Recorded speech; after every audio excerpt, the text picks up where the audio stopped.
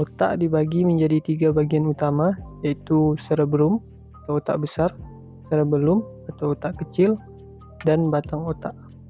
Cerebrum fungsinya sebagai pusat kendali, memiliki 2 hemisfer yang juga biasa disebut sebagai otak kiri dan otak kanan. Otak kiri mengendalikan sisi kanan tubuh, sebaliknya otak kanan mengendalikan sisi kiri tubuh.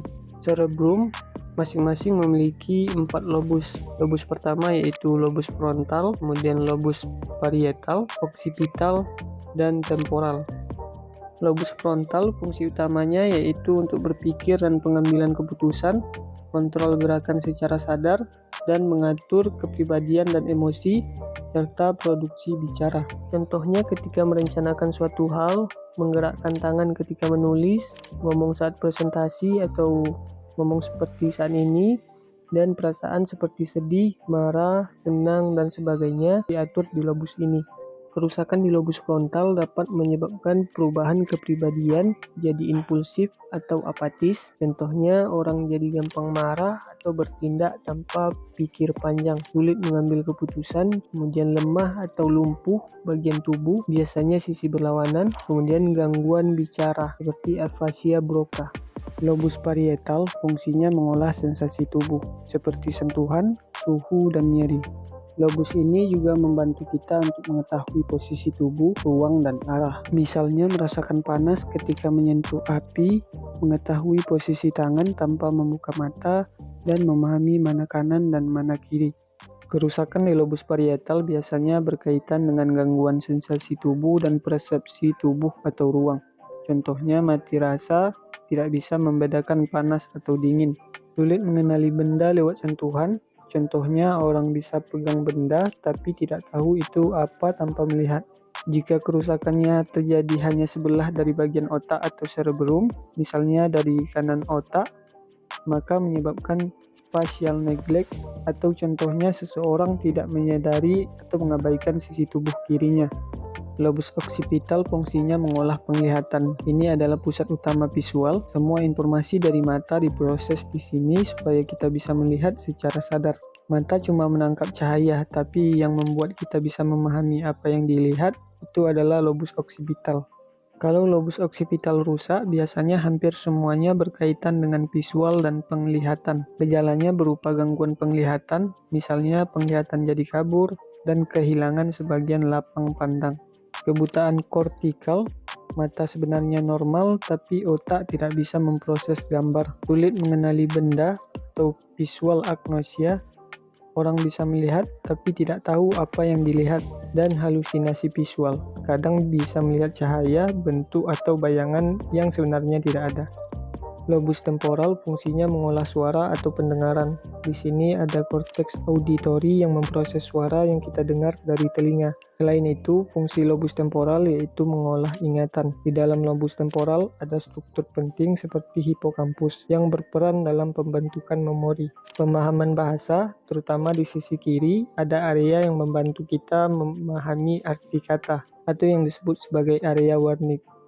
Kalau lobus temporal rusak, maka gangguan di sini biasanya berkaitan dengan ingatan, pemahaman suara, dan pendengaran. Gejalanya berupa gangguan ingatan, misalnya sulit mengingat kejadian baru, lupa percakapan yang baru terjadi, sulit memahami bahasa, atau yang disebut sebagai afasia warnik, biasanya kalau kerusakan di sisi kiri.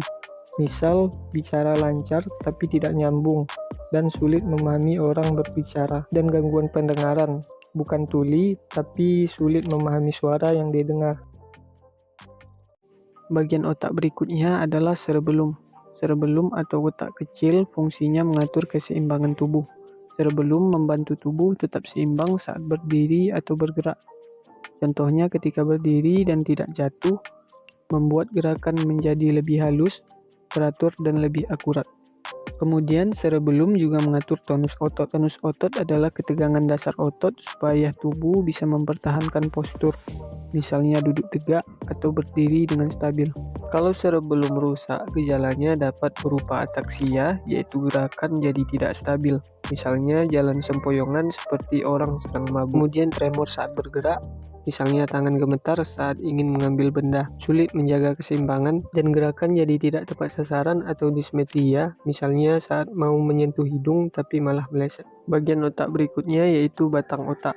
Batang otak menjadi penghubung utama antara otak dengan tubuh lewat medula spinalis atau sumsum tulang belakang. Terdiri dari 3 bagian utama. Yang pertama midbrain atau mesencephalon, pons, medula oblongata. Batang otak mengontrol fungsi yang penting untuk hidup, contohnya pernapasan, detak jantung, dan tekanan darah. Batang otak juga mengatur refleks tubuh seperti refleks menelan, batuk, bersin, dan muntah, serta berperan dalam kesadaran dan siklus tidur bangun. Batang otak juga sebagai jalur penghubung otak dan tubuh.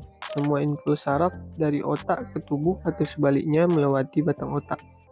Kalau batang otak rusak, gejala yang muncul bisa berupa gangguan pernapasan, napas bisa menjadi tidak teratur dan berhenti.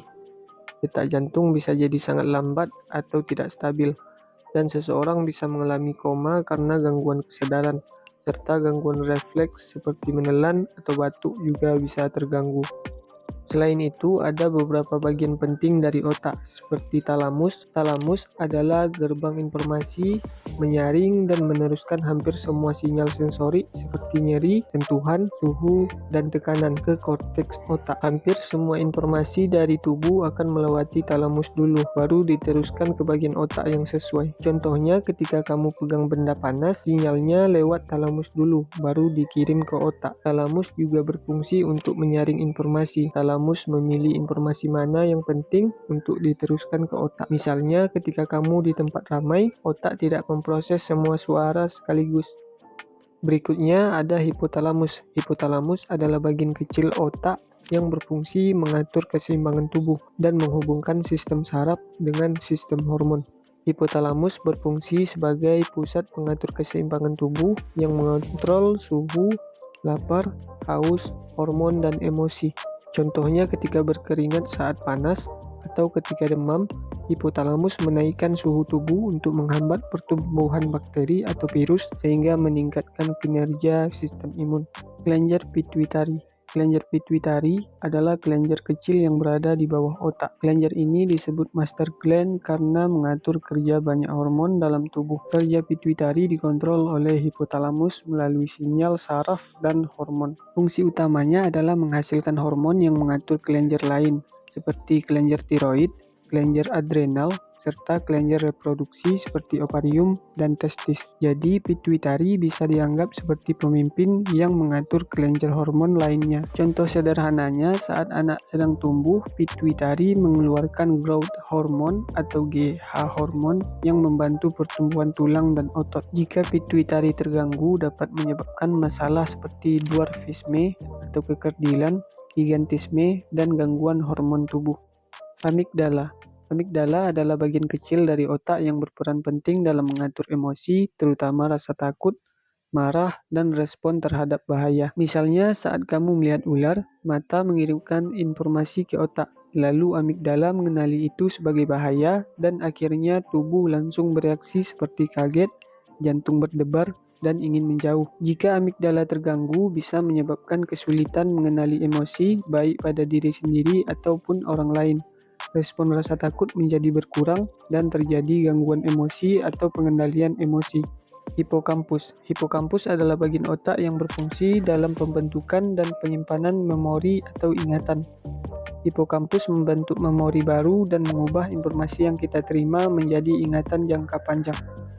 Ganglia basal. Ganglia basal adalah sekumpulan inti saraf nukleus yang berada di dalam otak besar, yang berfungsi terutama untuk mengatur dan mengontrol gerakan tubuh, membantu gerakan menjadi halus dan terkoordinasi. Kalau ganglia basal rusak, bisa menyebabkan gangguan gerakan seperti tremor, misalnya tangan jadi gemetar, gerakan kaku, dan tidak terkontrol. Contoh penyakitnya seperti Parkinson dan Huntington.